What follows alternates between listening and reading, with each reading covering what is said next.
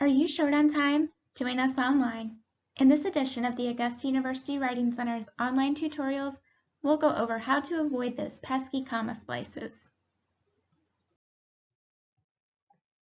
So what exactly is a comma splice, you may be wondering? A comma splice is when you combine two complete clauses with a comma without adding a needed coordinating conjunction. A complete clause refers to a clause that contains a subject, verb, and sometimes object. For example, she ran is a complete clause that contains a subject and verb. She ran to the car is also a complete clause that contains a subject, verb, and object.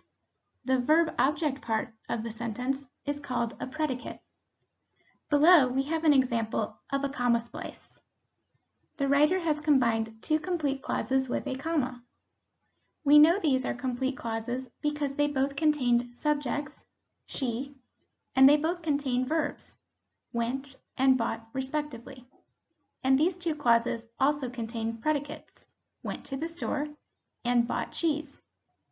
When the writer combined these two complete clauses with only a comma, it created a comma splice, which is a form of run-on sentence.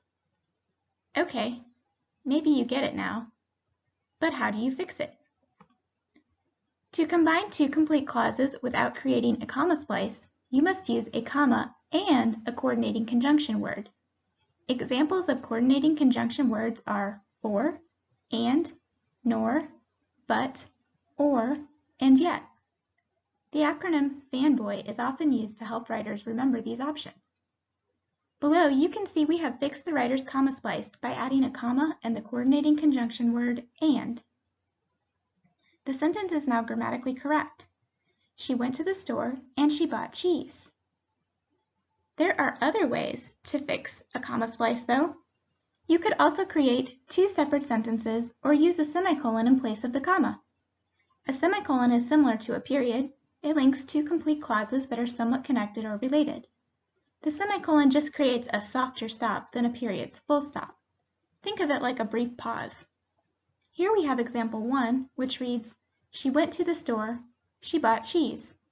Or we have example 2, with the softer pause of the semicolon. She went to the store, she bought cheese. Either way is correct. And voila, it's magic. Now you know 3 ways to avoid a comma splice.